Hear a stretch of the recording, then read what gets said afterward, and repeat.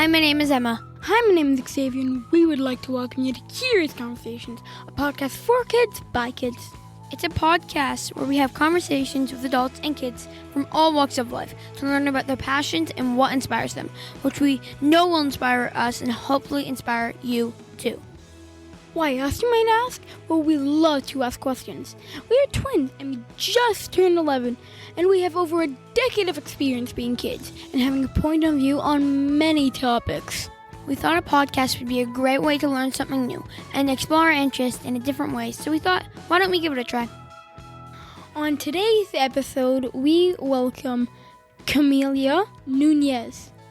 She describes herself as an educator and entrepreneur on a mission to make education more entrepreneurial.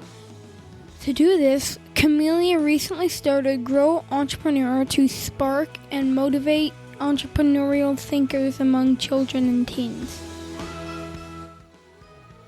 Xavier, I am so excited about this chat for many reasons. Camelia is so interesting, and I can't wait to hear all of her amazing stories.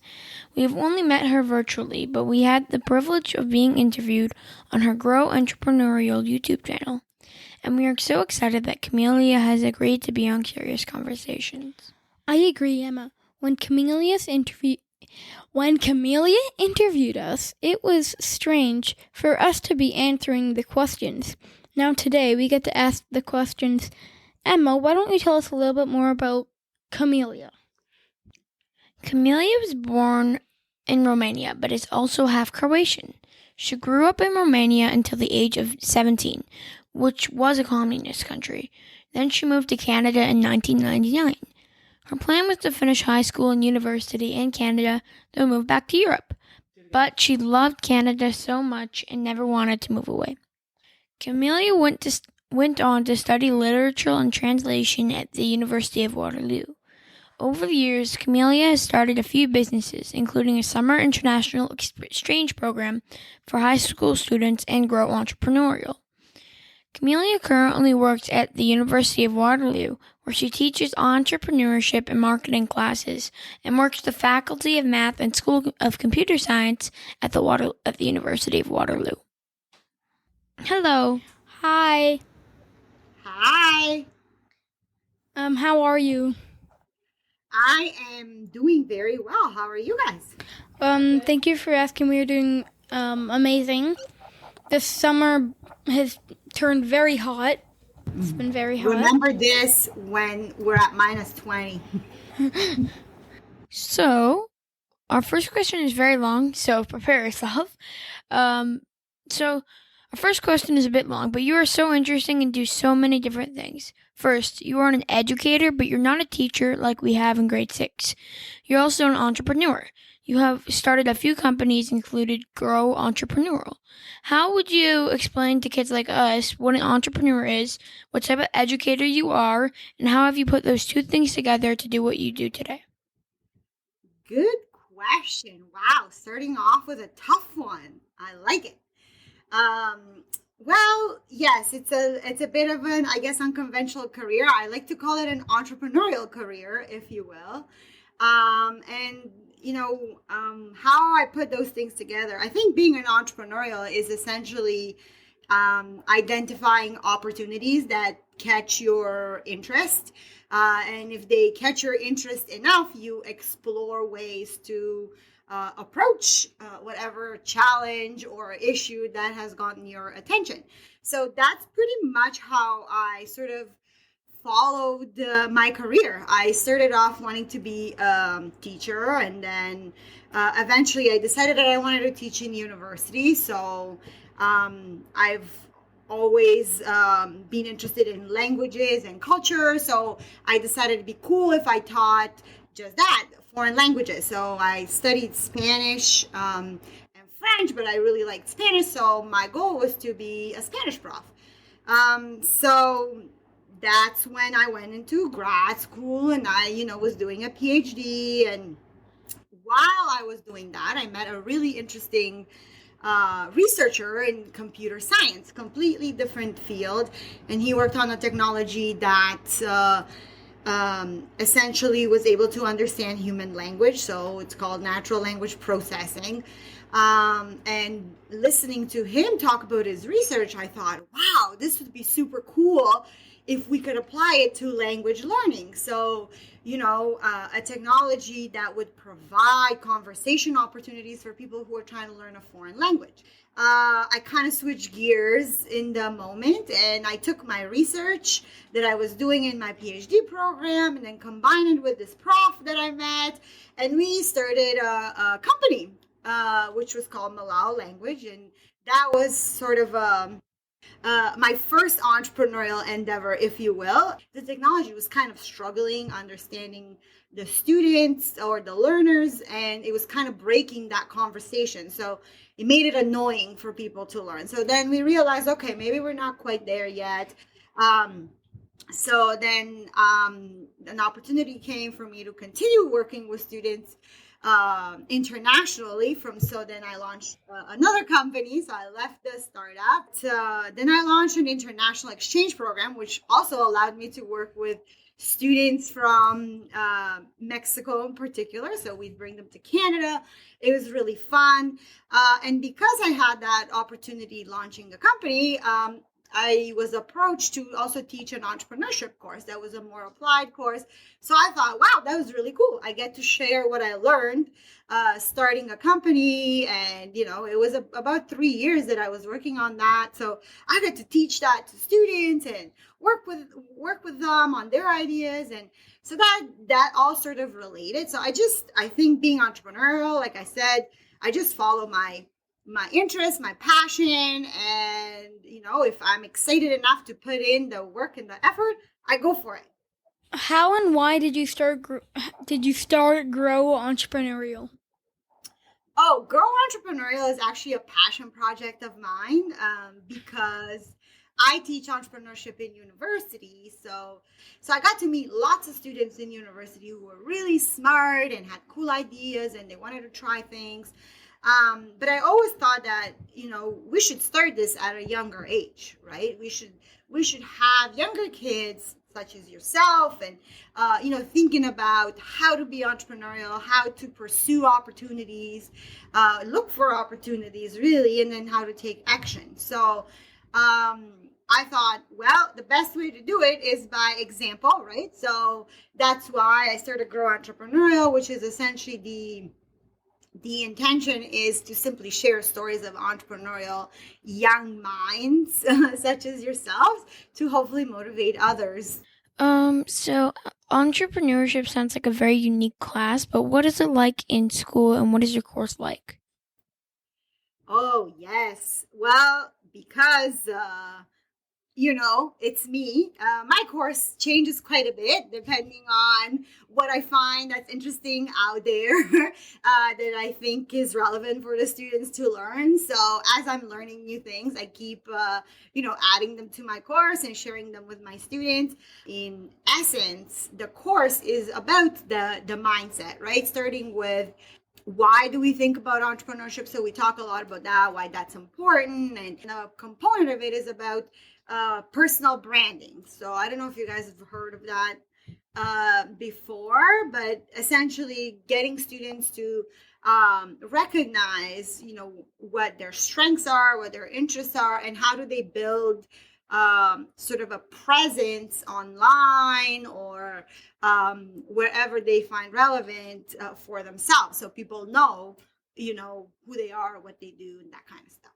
So that's kind of the three components. So we talk about why entrepreneurship is important. We talk about getting to know yourself and sort of defining your interests and goals. And then how do you take that and, either start a company or maybe build something based on your own talents, right? Like you guys.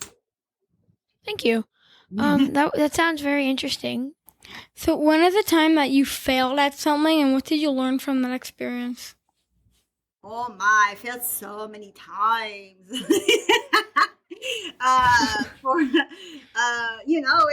It's that's when you learn the most, when you get it wrong and then you start again. I guess the startup, you could say, was a fail because we never really got it to the point where we thought we would get it. but I guess it was a fail. That was a good fail because it opened my eyes to lots of new opportunities, a whole new world. I met super interesting people that I then got to work with in different capacities. I consider that a win. Now let's go back to the beginning. You grew up in Romania when it was a communist country. What was it like growing up? What was it like growing up there, and what was it like when you came to Canada? Oh my, I have so many stories. Well, it was very different. I'll tell you that much. What do you guys know about communism? Well, I know they don't give you much choice. It's not like Canada. You don't get a lot of choices. That's really all I can say about it. That's right. You guys are right. You don't get a lot of choices, and you don't really get a lot of freedom. So yeah, Romania was a pretty serious dictatorship, if you will. We had a president who wasn't very nice, and he was a president for about 40 years. So during that time, there was some very serious rules that people had to follow. So things like, we weren't allowed to travel anywhere. We didn't have TV. There were lots of things like, we didn't have water.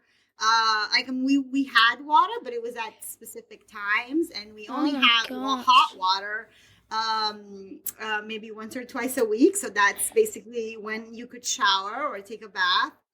But perhaps one of the things that stuck with me the most, because I only got to live this until I was about 7, because then we had a revolution.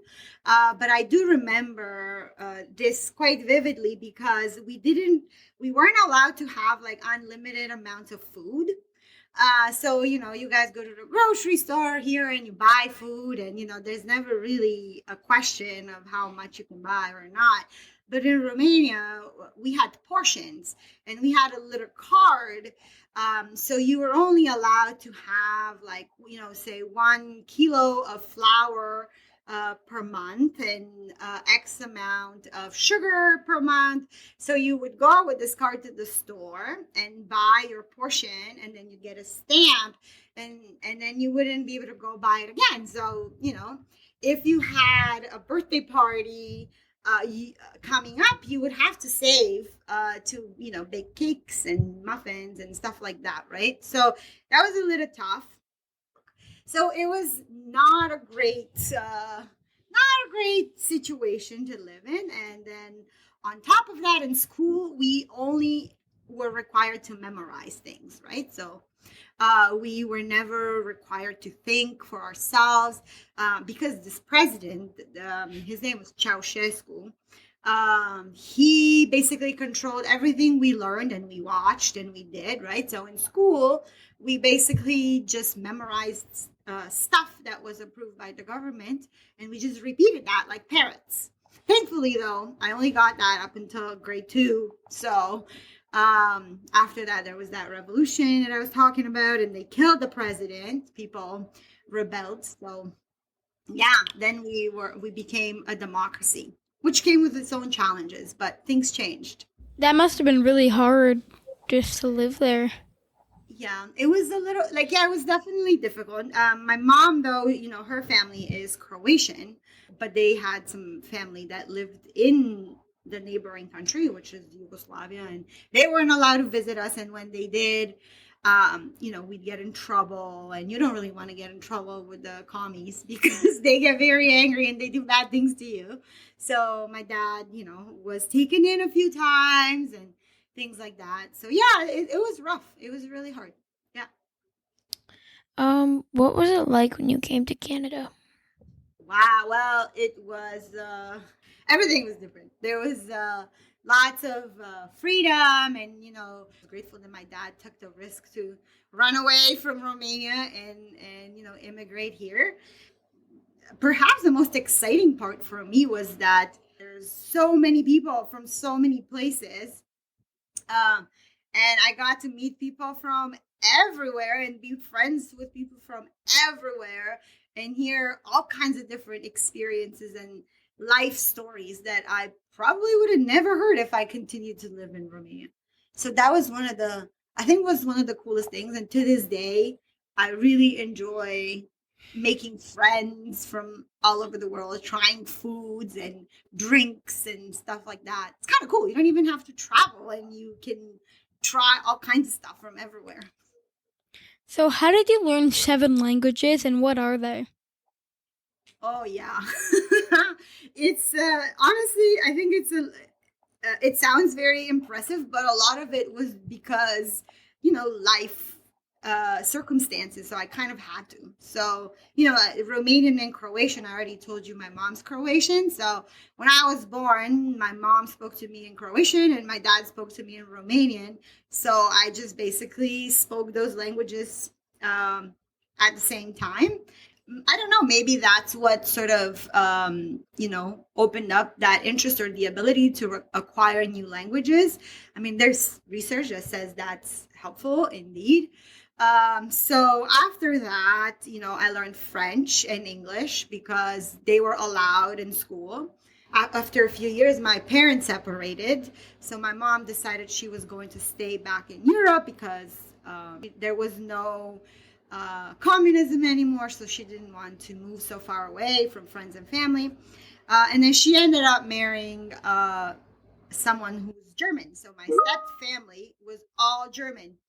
And I spent a lot of time in Germany, so I kind of had to learn German because how was I going to talk to these people? And Spanish I learned because I love soap operas. You guys know telenovelas? No. I thought soap operas were in Italian. No, they're also in Spanish, and now they have some pretty good ones in Arabic too. It's like That's Mexico, cool. yeah, Mexico and Argentina. They're big producers of telenovelas. So anyway, I got into this when I was, I don't know, maybe a little bit older than you guys, like 12, 13. And I spent a lot of time watching soap operas, and then suddenly I realized that I'm understanding what they're saying in Spanish. So, that's how I learned Spanish. Seriously, from soap operas. See, my mom would get from me. How would you know? How did you start off with the soap operas? So, an important factor is that in Romania, we had subtitles on TV. So you would watch a show in the original language, and then it would have the subtitles in Romanian. So you would hear what people are saying, and then you could read what that meant. So I think that was really helpful. What is your favorite language that you speak? I think Spanish. I like Spanish. I love Spanish. It's just there's so many countries that speak Spanish, and they're all so different. So being able to go visit so many different countries and learn about so many different things with the one language, I think it's just been awesome. So we heard you love to read, and I love reading. So what are you reading now? Well, actually, I just finished. So I started this workout program, and I have a personal trainer. So this is new. So he recommended a book called The Compound Effect, which is all about how small things over a period of time, they compound and make a big difference, even though in the moment you may not notice.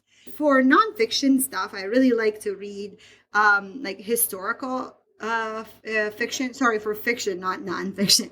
So I like to read historical fiction. So I just finished a book called The Most Beautiful Girl in Cuba. And so it's all about the Cuban independence from the Spanish Empire when they were dominating there. So I learned a lot, and I learned a lot about the role of women in that revolution, which honestly I didn't really know much about. So it's been really cool to discover that. So that's a book that you'd like.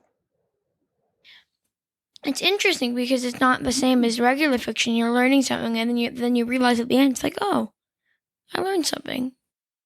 You love to travel, and so do we. So what has been your favorite place that you have visited? Oh, The world's so beautiful, isn't it? It is. So many things to do and to see. Yeah, I really like South America. I think I said that a few times that, Yeah. Spanish somehow I really liked Brazil is a really nice country, and it's very different. I think that it's such a mosaic of so many different cultures that it's really cool to see, and it's reflected in their food, in their music. I always have a good time when I go there. So my husband's from Brazil, so luckily we have excuses to go more often. So I really like it there. It's a really good place to visit. There's lots of things to see. Probably one of my favorite cities is Rio. Ocean, mountains, it's got everything. It's got a port. Lots of really cool things happen there. So it's probably one of Germany's more international cities, if you will. So there's also people from lots of different places, and they have a really cool entrepreneurial vibe going on too.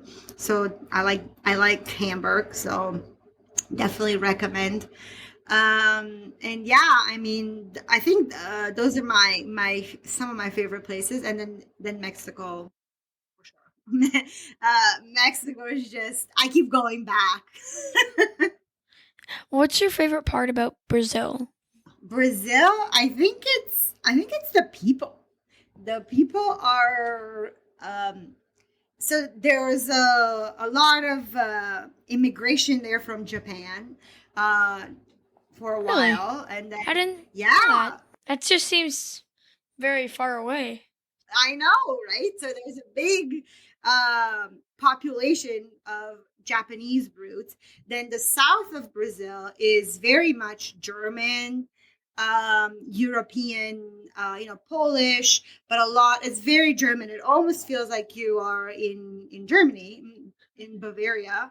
And then there's the African population that's there. So everything is so mixed, and people they're just a representation of that. So it's really cool because there's no stereotype of, oh, this person looks Brazilian. You never know who's Brazilian. Yeah, So you never know. it's really cool. I really like that. So where would you like to go in the world that you have never been to? Asia, I'd like to go somewhere in Asia. I've never been. But yeah, I have a few friends who are from China, so I think I would venture there with some friends because I would like to really experience sort of the authentic part of China, not sign up for a tour.